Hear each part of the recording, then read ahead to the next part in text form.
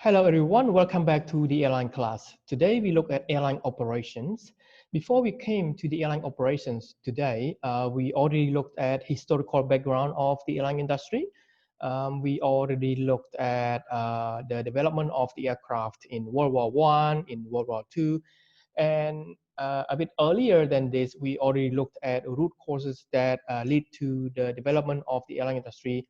Today, looking at kites observation, bird observation, and also hot air balloon. All right, so today we look at airline operations. In this lesson, we divide into two parts. One is airline schedule planning, and two, airline operations at the airport. For now, I like to introduce only for the first main part, which is airline schedule planning, okay? I keep airline operations at the airport later. All right, so in airline schedule planning, I put a question for you. Schedule planning, what does it mean by schedule planning? Okay, why do we have to do planning, and what does it mean by schedule planning? It can apply to your own life, working career, or in the future that you need to plan something ahead. You need to have goal, objective, and activities to reach your goal and objective. Okay, so here airline companies conduct schedule planning. Dividing into four important stages. Okay, so we look at each stage among of the four stages. The first stage of airline schedule planning is network planning, route planning, schedule generation. Among of these three terms, you can use interchangeably because they have similar meaning. Because some of the airline companies say, oh, they plan their network, or they plan their routes, okay? Or they just generate schedule. All right. For schedule planning, the question asks, why do airline companies conduct schedule planning? That is because they want to explore potential markets. What are the markets for airline company? Okay, for example, if you have an airline company from Cambodia, you want to fly to Japan. So what are your potential markets?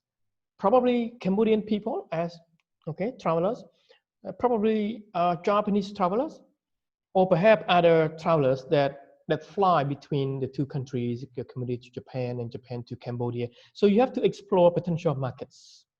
Forecast market demands for certain services. For example, you have your airline company focus on low-cost airline, or perhaps just for backpackers or for leisure demand.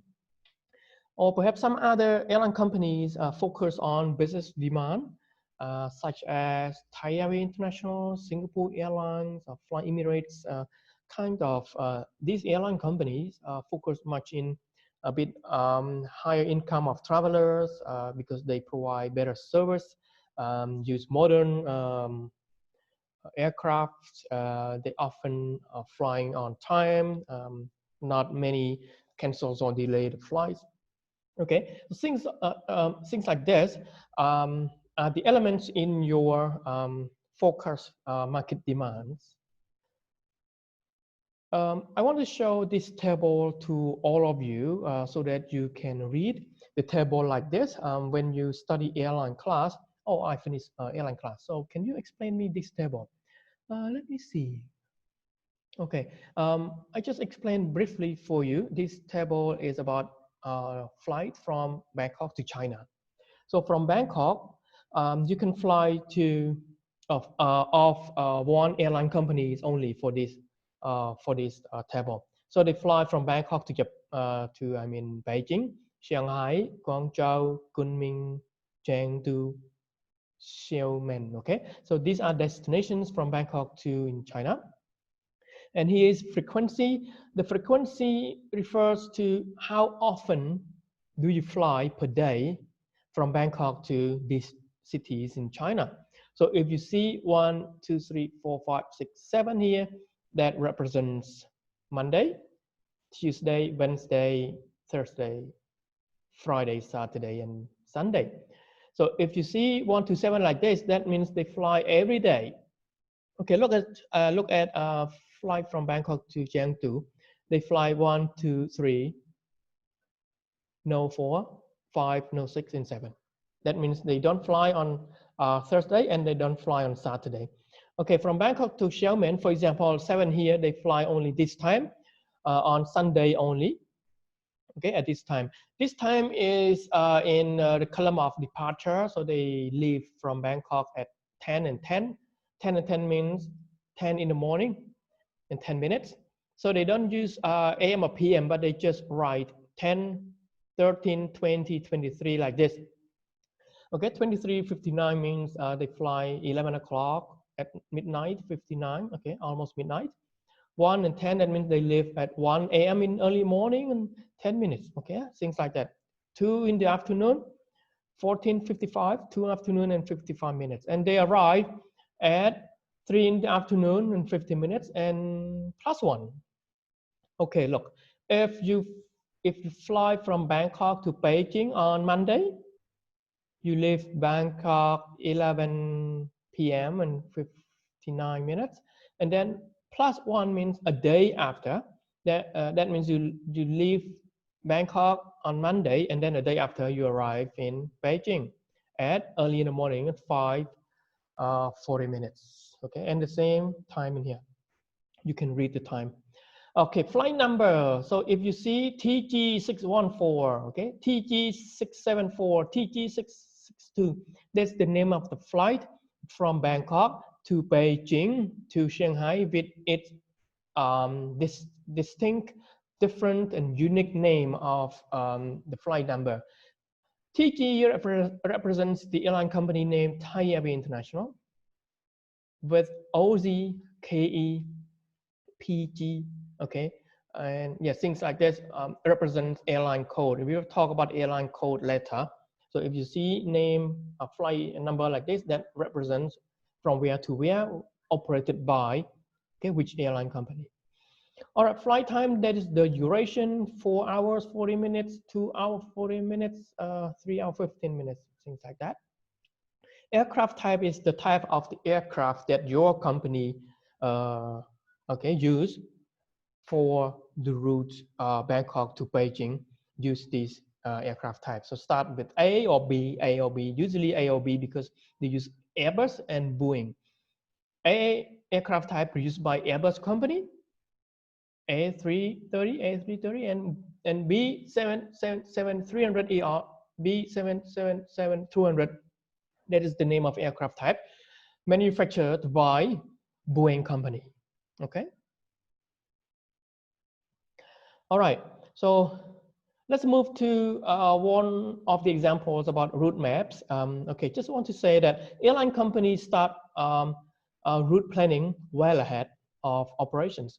Well ahead means they do the planning 3 months in advance, 6 months in advance, or perhaps up to 1 year in advance before their flight. It doesn't mean that you fly from Cambodia to Mumbai in India next week and then you just start your planning today. No, it's not.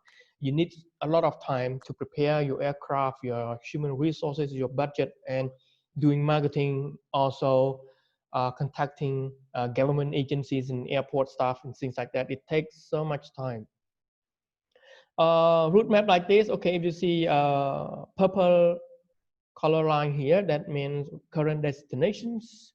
Yellow dot here representing destinations in anticipation, okay? And anticipation means in the future, they will fly to where, okay? For example, one of the companies in Cambodia flying from Siem Reap, Phnom Penh, and Siem Reap to the other cities surrounding Cambodia with a purple line, but the yellow dot here, they will fly to these cities soon. All right. When we talk about airline network planning, we talk about how to set up a preliminary timetable, okay? The timetable that you need to produce to generate maximum profits. How long does it take to the city and use what type of aircraft, your cabin crews, your human resources because you have limited resources, okay? The resources in airline company usually we focus on aircraft fleets, the number of aircraft that you have. Your airline, okay, maybe you have 3 aircrafts only. Some of the airline companies have 10 aircraft.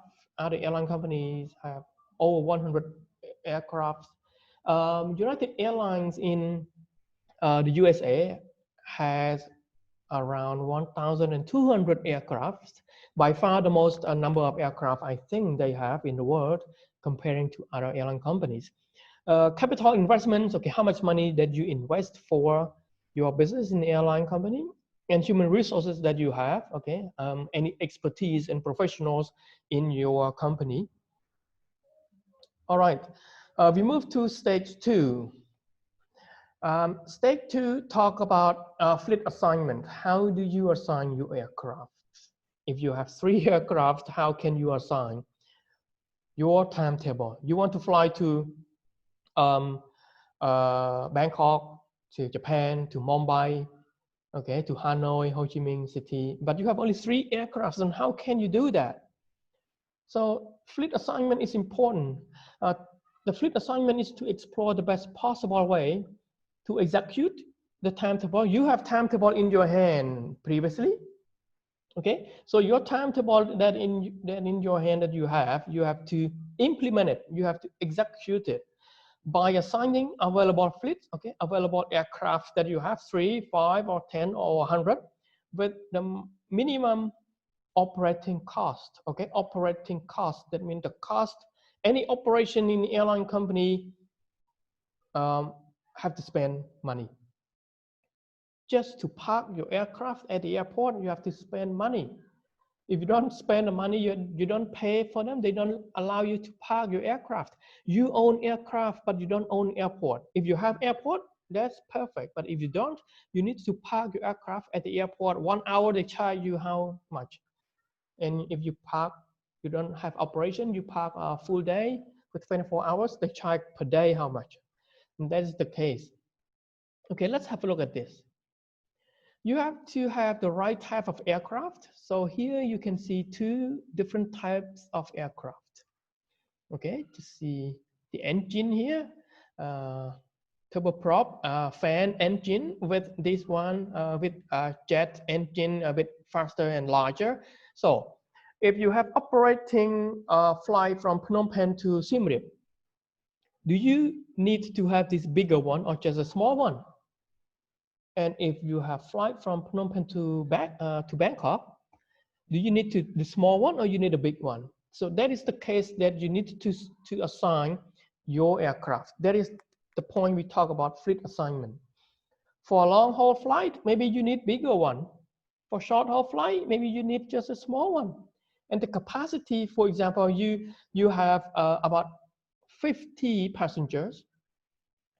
Do you need to use 150 capacity aircraft, or you need to use this 70 capacity passengers, while your passengers need to be on board only 50 people?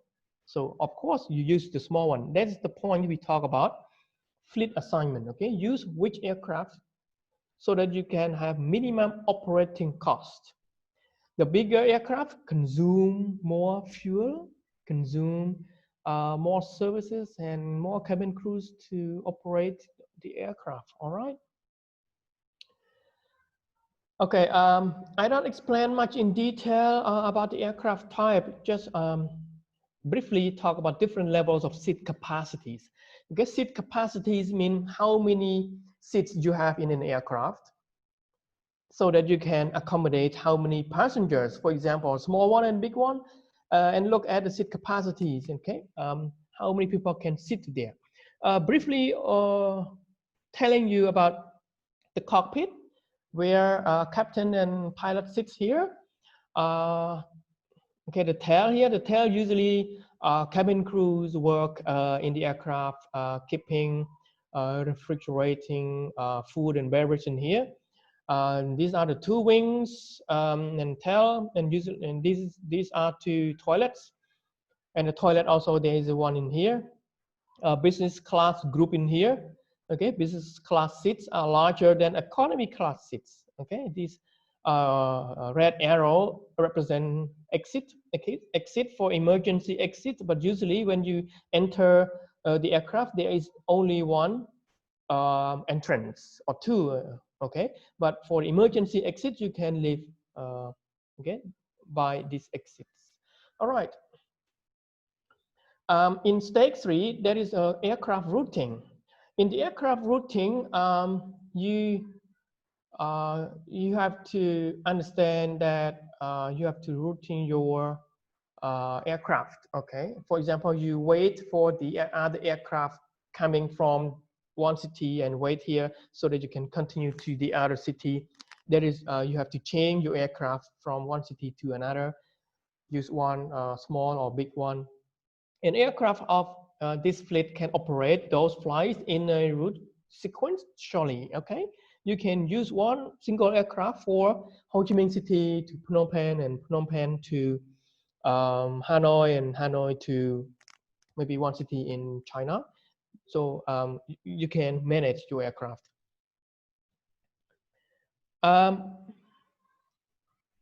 Here, to route each aircraft to specific maintenance stations, you need to check your aircraft often as scheduled. Aircraft maintenance requirements and schedules. Okay, every 2 weeks, every 3 weeks, you have to get your aircraft checked for maintenance for safety and for safety considerations. All right. So, okay, one moment.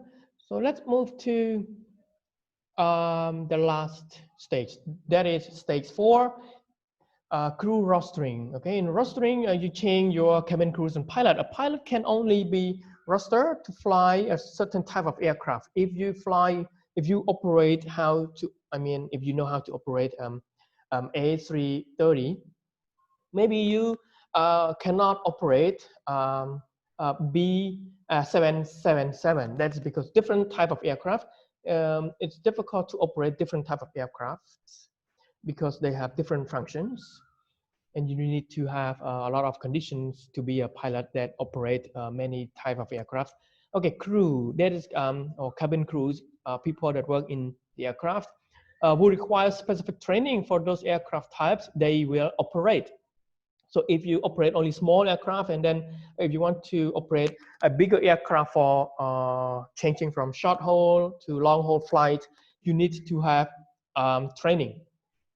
Okay, different type of capacity and seats and things like that. Okay, require you to have a training course. So here are beautiful ladies working as cabin crews, and it's one of the cost, the second largest cost item for many airline companies after the fuel cost. It's very expensive. And lastly, the pilot, okay, you have to check his or her health with regulations and workload of the pilots. It doesn't mean that you can fly every day, 7 days per week. No, it's not, because it's important for pilots to check their safety and regulations. Okay, all right. So that's it for the 4 important stages in airline schedule planning. I just want to have a break here and let you to view these video clips and then give comments and questions later before I continue to the second part of the airline schedule operations. All right. Any questions or comment? Drop down below and I will answer to you. Okay. Bye bye. Have a good day.